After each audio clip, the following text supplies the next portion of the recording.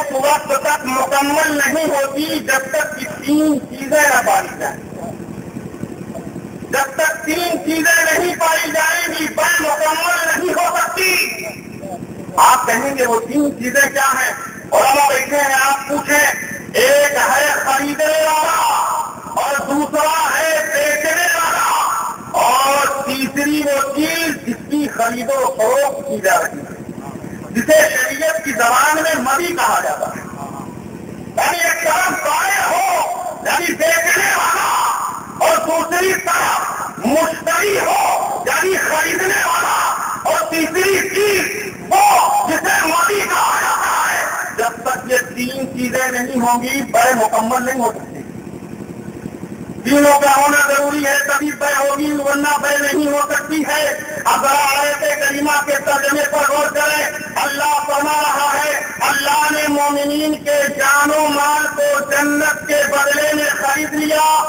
تو اللہ نے خریدا اور ہم گنہگار بک گئے. اس کے بدلے میں جنت کے بدلے میں بک گئے.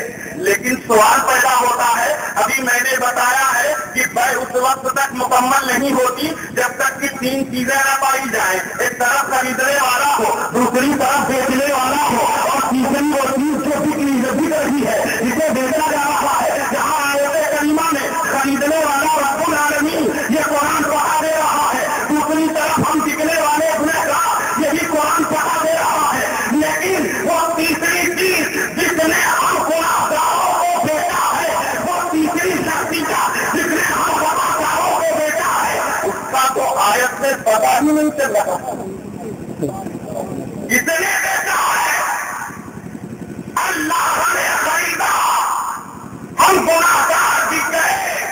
وہ بھی جنت کے بدلے میں، دنیا کی چیز کے بدلے میں نہیں، جنت کے بدلے میں بک گئے.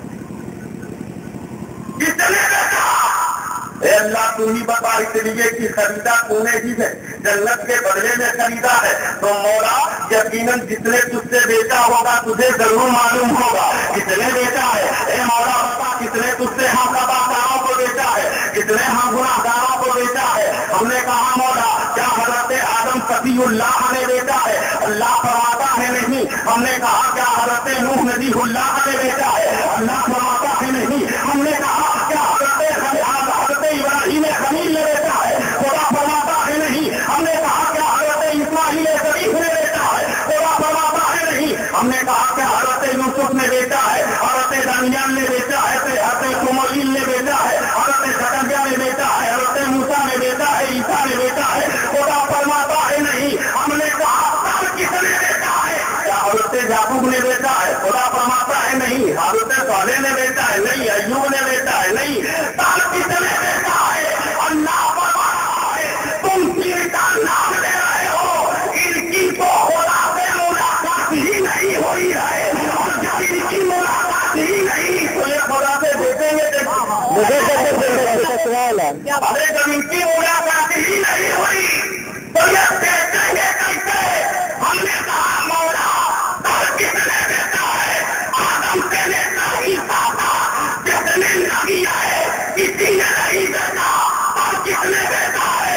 تو ان کی رحمتیں جواب دیتی ہے میرے بندو مجھ سے بیچا اسی میرے محبوب نے ہے جس نے شب میرا جا کر مجھے بھی دیکھا ہے اور بعد میں جنت کو بھی دیکھا ہے. جنت کو بھی دیکھا ہے، مجھے بھی دیکھا بعد میں جنت کے جلوہ سے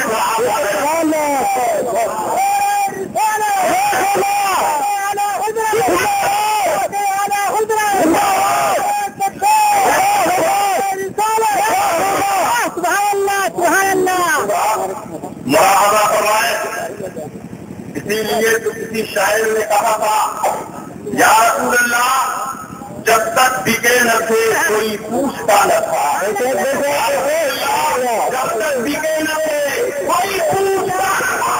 تم نے ہمیں خرید کے انمول کر دیا، تم نے ہمیں خرید کے انمول کر دیا. اور آج بتا دیا رب العالمین نے کہ خریدنے والا پروردگار، بکنے والے ہم گنہگار اور بیچنے والے احمد مولا سید ابرار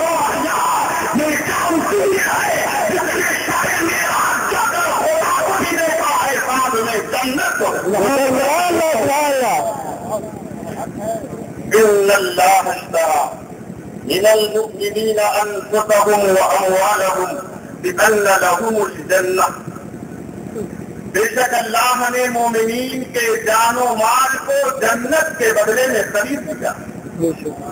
رات ملاحظہ فرمائے، علماء اہل سنت تشریف فرما ہے ہمارے ناظم اجلاس، میں نام نہیں جانتا ہوں لیکن یقیناً بہت ہی نیک اور صالح انسان سمجھنے آ رہے ہیں۔ اللہ تبارک و تعالیٰ ان کی عمر دراز فرمائے، رزق میں برکت عطا فرمائے، مزید اولاد صالح عطا فرمائے۔ رات ملاحظہ کرنا چاہتی ہوں،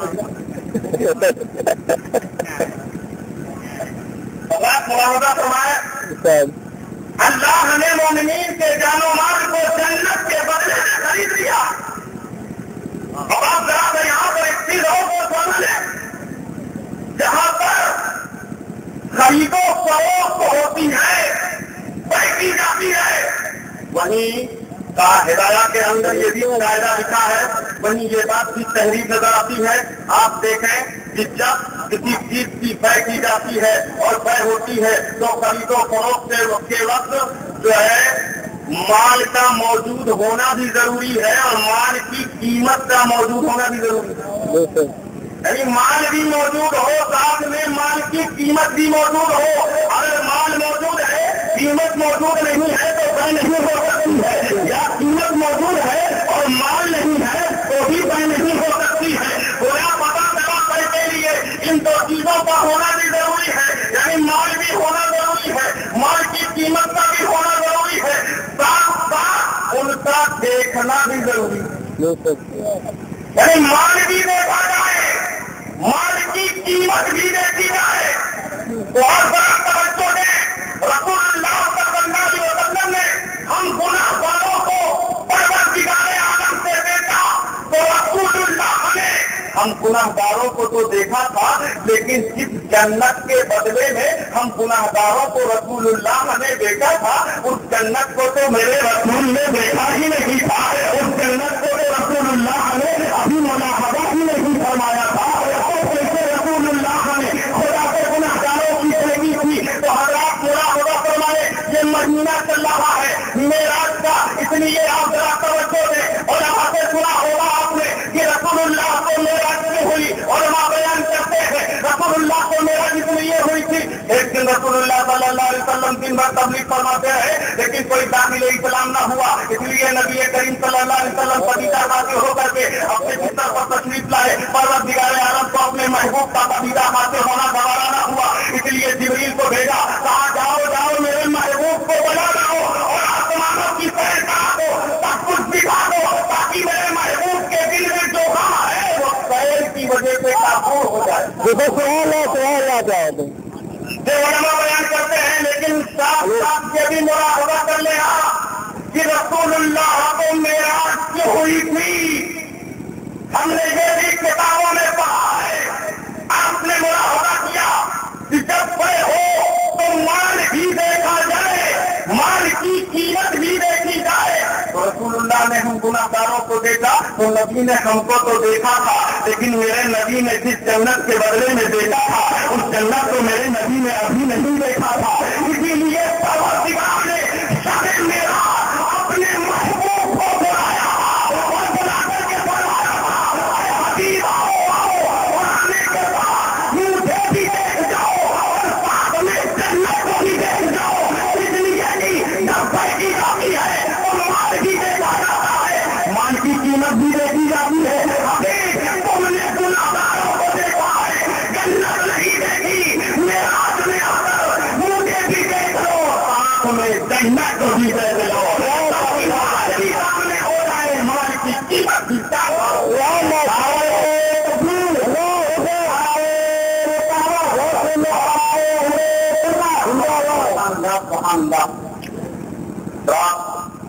ان اللہ اشترى من المؤمنین انفسهم واموالهم بان لهم الجنہ، بے شک اللہ نے مومنین کے جان و مال کو جنت کے بدلے میں خرید لیا۔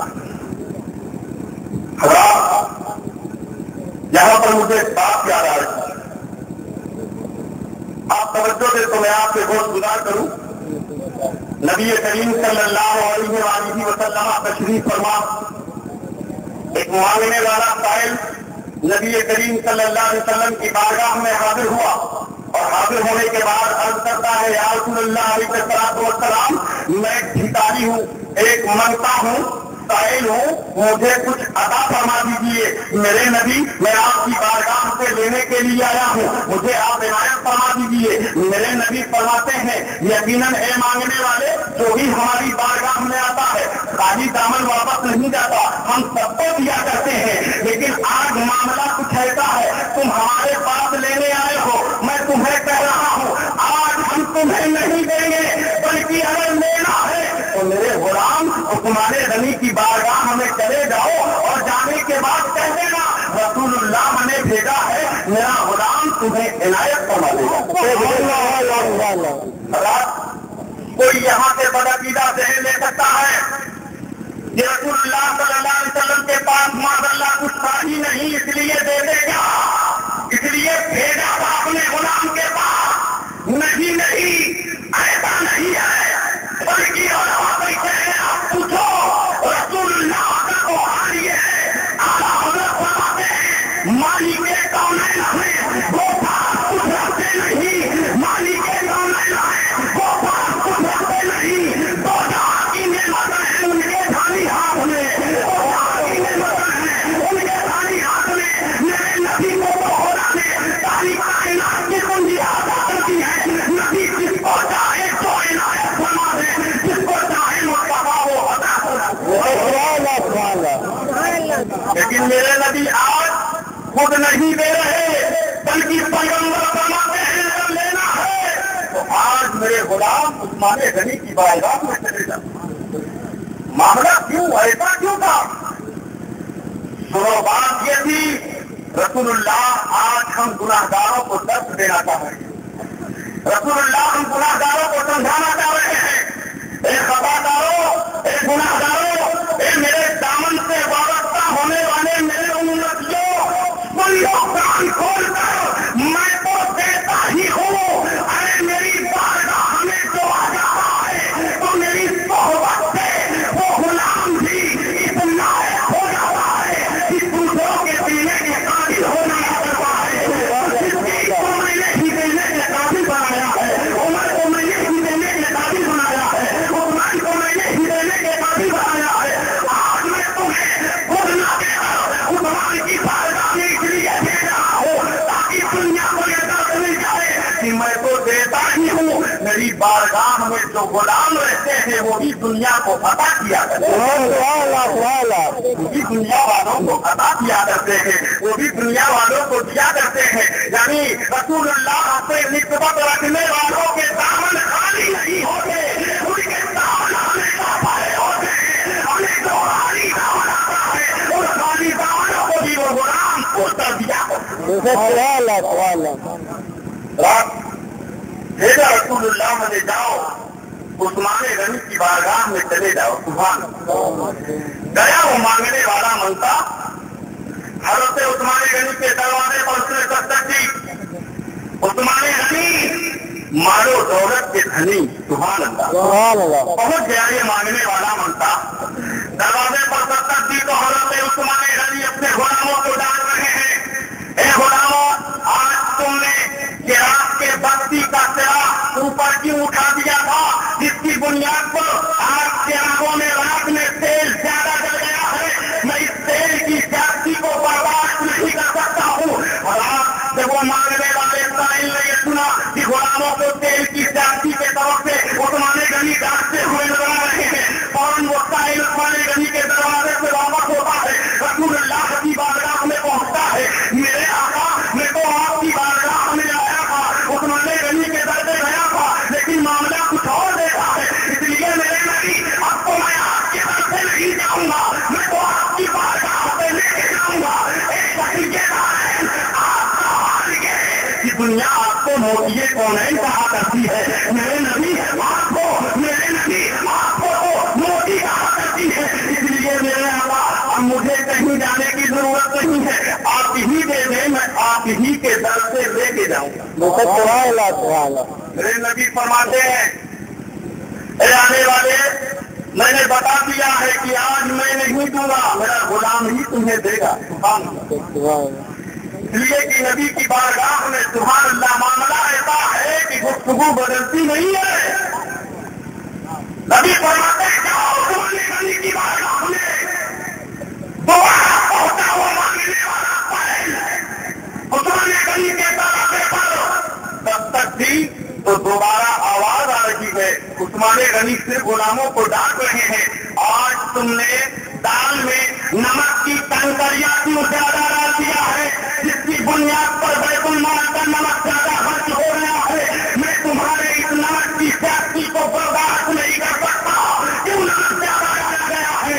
اور وہ سائل کھڑا گیا، پہلی بار آیا تھا تو تیل کی زیادتی کے سبب سے غلاموں کو ڈانٹا جا رہا تھا. دوسری بار حاضر ہوا ہوں تو نمک کی زیادتی کے سبب سے غلاموں کو ڈانٹا جا رہا ہے. معلوم نہیں عثمان غنی کا حال کیا ہے. چلو چلو واپس رسول اللہ کی بارگاہ میں چلتے ہیں، رحمت للعالمین کی بارگاہ میں چلتے ہیں، شفیع المذنبین کی بارگاہ میں چلتے ہیں. واپس وہ سارے پھر آقا کریم کی بارگاہ میں حاضر ہے. میرے نبی مجھے عطا فرمائے، میں آپ کی بارگاہ سے لینے آیا ہوں، مجھے آپ کی بارگاہ سے چاہیے. میرے نبی فرماتے ہیں نہیں نہیں، آج تو تمہیں یہاں سے نہیں بلکہ عثمان غنی کے در ہی سے ملے گا. اعلیٰ حضرت کس کی منظر کشی کرتے ہیں تو بڑے پیارے انداز میں فرماتے نظر آتے ہیں، باخدا خدا کا یہی ہے در، باخدا خدا کا یہی ہے در، نہیں اور کوئی مطلب جو وہاں سے ہو یہی آگے ہو، جو وہاں نہیں تو یہاں نہیں، جو وہاں نہیں تو یہاں نہیں. اے مانگنے والے اگر تجھے لینا ہے تو آج یہاں نہیں بلکہ وہیں ملتا ہوا آئے گا. جاؤ عثمان غنی سے لے لینا. بس سوال ہے. چلا تیسری بار مانگنے والا حضرت عثمان غنی کی بارگاہ میں پہنچا، دروازے پر دستک کی کنڈی کھٹکھٹائی، اندر سے دردار آواز آئی کون ہو؟ کہا میں ایک بھکاری ہوں، ایک مانگنے والا سائل ہوں، آپ کی بارگاہ میں کچھ لینے کے لیے آیا ہوں. دروازہ کھول دیا جاتا ہے، وہ سائل اندر جاتا ہے. اندر جانے کے بعد حضرت عثمان غنی فرماتے ہیں یہ بتاؤ خود سے آئے ہو یا کسی نے تمہیں بھیجا ہے؟ کہا یہ بتاؤ خود سے آئے ہو یا کسی نے تمہیں بھیجا ہے؟ کہا میں آیا نہیں ہوں، مجھے بھیجا گیا ہے. میں آیا نہیں ہوں، مجھے بھیجا گیا ہے. کہا کس نے بھیجا ہے؟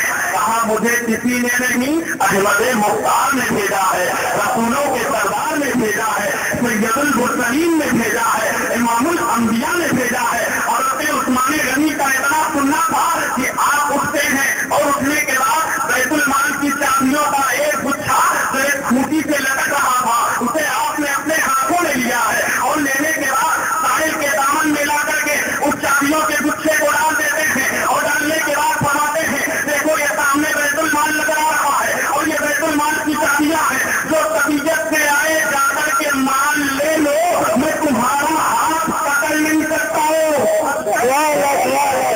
جاؤ جو طبیعت سے آئے جا کر کے مال لے لو، میں تمہارا ہاتھ پکڑ نہیں سکتا ہوں. رات مستعل پریشان ہو گیا، معاملہ کیا ہے؟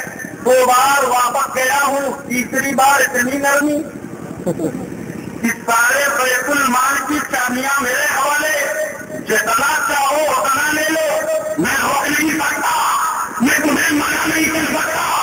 سائل نے کہا عثمان غنی ہم بعد میں لیں گے لیکن پہلے مجھے میرے سوال کا جواب تو عنایت کر دو. عثمان غنی فرماتے ہیں بتاؤ کیا پوچھنا چاہتے ہو، کیا سوال کرنا چاہتے ہو؟ سائل نے کہا سوال یہ 2 بار آپ کی بارگاہ سے واپس گیا ہوں، ایک بار آپ غلاموں کو تیل کی زیادتی کے طرف سے ڈال رہے تھے، 2 بار نمک کی زیادتی کے طرف سے غلام ڈالے جا رہے تھے، لیکن جب تیسری بار آیا ہوں تو سارے بیت المال کی کنجیاں میرے حوالے کر دی گئی ہیں. یہ بات سمجھ میں نہیں آ رہی ہے. عثمان غنی فرماتے ہیں آنے والے کیا تجھے قرآن کی آیت کریمہ یاد نہیں ہے؟ اللہ قرآن میں فرماتا ہے ان اللہ من المؤمنین انفسهم واموالهم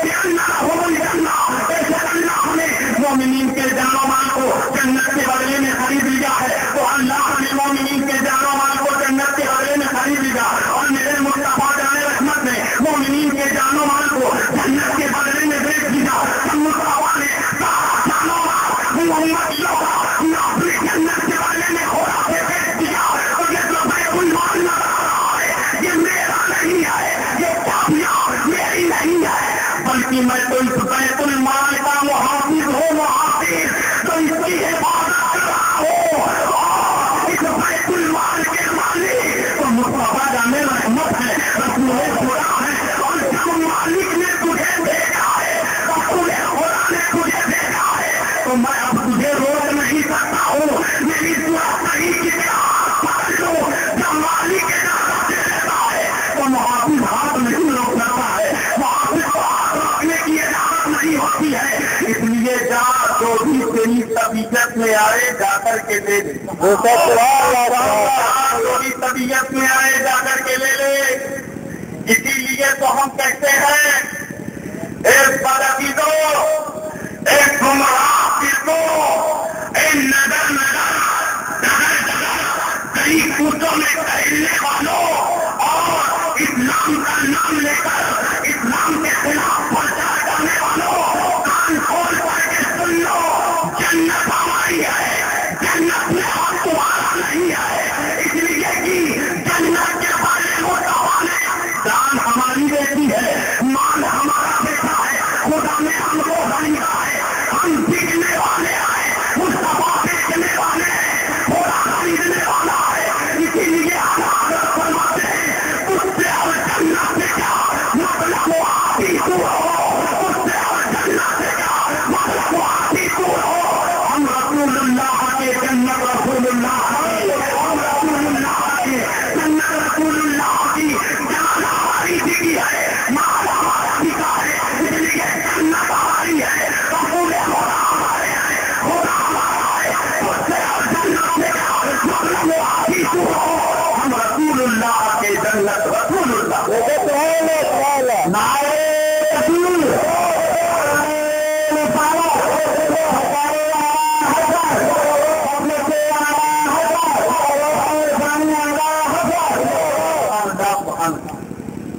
इन्नल्लाह अश्तरा मिनल मुअमिनीना अनफुसहुम व अमवालहुम बिअन्न लहुमुल जन्नह।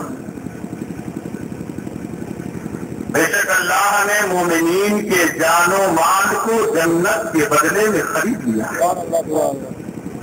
देखो बिकने वाले भी कितने अनमोल हीरे हैं, सुभान अल्लाह। और से आदम बिके, सुभान अल्लाह। गरीब नवाज बिके, सुभान अल्लाह। वही गरीब नवाज जिसे शहनशाह हिंदुस्तान कहा जाता है, सुल्तान हिंद कहा जाता है। अभी 6 रजब गुजरी है, गरीब नवाज की छठी में न जाने कितने अकीदतमंदों का मजमा था, सुभान अल्लाह।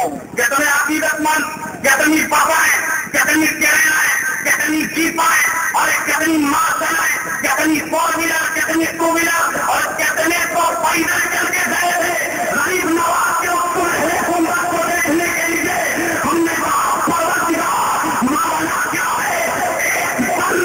मनो मिट्टी के नीचे लेता है, उसको देखने के लिए इतने अकीदत बनाए हैं, उसकी बारगाह में अपनी अकीदतों फूल, अकीदत के मोहब्बत के फूल निछावर करने के लिए इतने लोग आए हैं। तो खुदा की रहमत कहती है, तुझे मालूम नहीं है आने वाले, जब तक ये कब्र के बाहर था, मुईनुद्दीन ये हमारे दीन की हिमायत कर रहा था, लेकिन जब ये कब्र के अंदर गया है तो हमने वादा कर लिया था, मेरे महबूब बंदे तू बाहर था तो लोगों को मेरे करीब कर रहा था, लेकिन जब तू कब्र के अंदर गया है तो हमने लोगों को तेरे करीब कर रहा हो। हमें कब्र के बाहर से तो खुदा की तरफ बुला रहे थे, रसूले खुदा की तरफ बुला रहे थे। देखो खुदा का इंसान कब्र के अंदर लेते हैं, खुदा इनकी तरफ बुला रहा, इनकी तरफ बुला रहा। हमें साल भर चिल्ले में जाते हैं लोग। हाँ, मुझसे एक से मुलाकात हो गई, मैं बड़ई शरीफ से उनसे आला हजरत से वापस आ रहा था, इत्तेफाक से बस नहीं मिली तो टाकी में रह गए, 2-4 बैठे थे पार्क में। मैं तो समझा ही आप नहीं होंगे, लेकिन जब गुफ्तगू शुरू हुई तो कुछ मामला ही अलग निकला। हमने कहा कहां से आए भाई साहब, कहा आपको मालूम नहीं है? मैंने कहा नहीं मालूम, इसलिए तो पूछ रहा। कहां से आए? कहा तो रहे पीलीभीत के इलाके से।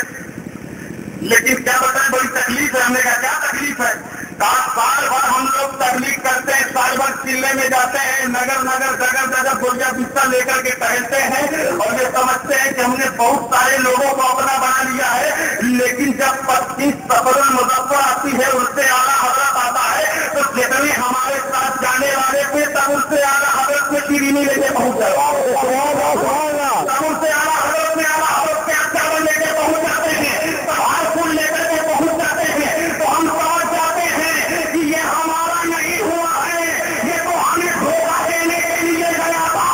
हकीकत में तो भाई के आला हजरत ने जो अकीदा अपनी जिंदगी में इन सुन्नियों को दिया था, ये सुन्नी कल भी उसी अकीदे पर कायम न रहे थे और आज भी कायम है और पूरे क़यामत तक कायम न रहेगा। आखिर तक डालेंगे हम पैदाई से मौला की धूप, मिस्ल भारत नब्ज के किले गिराते जाएंगे। किसी हैरू गैरू नक्सू खैरू की चक्कर में न पड़ना, यकीनन जो आला हजरत ने अकीदा दिया वही सही है, उसी पर कायम रहो और यकीनन मसले के अहले सुन्नत और मसले के आला हजरत के नारे लगाते रहो। यकीनन ये नारे तुम्हें मसले के अहले सुन्नत और मसले के आला हजरत का नारा तुम्हें खुदा से भी करीब करेगा, रसूल खुदा से भी करीब करेगा और इनकी मोहब्बत यकीनन तुम्हें जन्नत का हकदार बना देगी। रात बड़ा करें, देखिए मदरसे की इमारत जी माशाअल्लाह, मदरसे का नाम ही मदरसा फैलाने वाला हजरत। देखिए हमारे संगत जरापुरी साहब बैठे हैं, नाजी साहब बैठे हुए, आप इनसे पूछा कि जो शख्स मस्जिद में दाखिल हो जाता तो मस्जिद में दाखिल होने वाला इंसान अल्लाह का मेहमान हो जाता है। मस्जिद चूंकि अल्लाह का घर है और जो खुदा के घर से आ जाए वो खुदा का मेहमान हो जाता है। ये मदरसा सुभान अल्लाह, ये मदरसा रसूलुल्लाह का है, मदरसा रसूलुल्लाह का है। जो मदरसे में आ जाता है वो रसूलुल्लाह का मेहमान हो जाता है, रसूलुल्लाह का मेहमान बन जाया जाता है। छोटे छोटे से नन्हे मुन्ने तालिबीन सुबह सुबह जब मदरसे का आराम बजता होगा, घंटी लगती होगी, सारंग बजता होगा, तो उस वक्त अपने अपने घरों से कोई कुरान लेकर के चलता होगा, कोई कुरान लेकर के चलता होगा। देखा होगा आपने कोई अम्मा पारा लेकर के अपने सीने से लगाता हुआ चलता होगा। कितना अच्छा मंजर होता है, कितना अच्छा मौका होता है वो। जरा बड़ा होना गया जब चलने वाला वो बच्चा चलता है, अगर से उम्र उसकी अभी 7 साल की है, 6 साल की है, कोई 5 साल का है, कोई 8 साल का है, सीने से कुरान लगाए हुए है, चल रहा है बच्चा रास्ते रास्ते आगे चल रहे थे, न जाने कितने दूर है। कोई 7 साल का था, कोई उसमें 50 साल का था, कोई उसमें 40 साल का नौजवान भी था, कोई उसमें जो है 35 साल का इंसान भी था। सब चल रहे थे, देखा एक आने वाला बच्चा है, आने का रास्ता छोड़ो, सब बनाने खड़े हो गए, उस बच्चे को रास्ता दे दिया ताकि बच्चा निकल जाए। हमने बूढ़ों से पूछा, नौजवानों से पूछा, 35 साल से उस इंसान से पूछा, अरे इंसान आपके मामला क्या है? उन्होंने तू आना है लेकिन इस बच्चे को रास्ता दे रहा है, तू 60 साल का है, बच्चे को आगे बढ़ा रहा है, तू 40 साल का है, बच्चे को आगे जाने दे रहा है, आखिर मामला क्या है? जिसको आगे क्यों आगे हुए लगा रहे हो? आखिर तुम्हें आगे चलना चाहिए। उसने कहा मालूम नहीं, हजरत आपको देख रहे हैं, हम इस बच्चे का एहतराम नहीं कर रहे।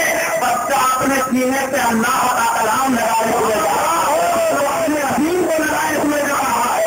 हम इख्तिलाफ निस्बा नहीं कर रहे, हमको एहतराम होगा के कलाम का मुआवजा करें।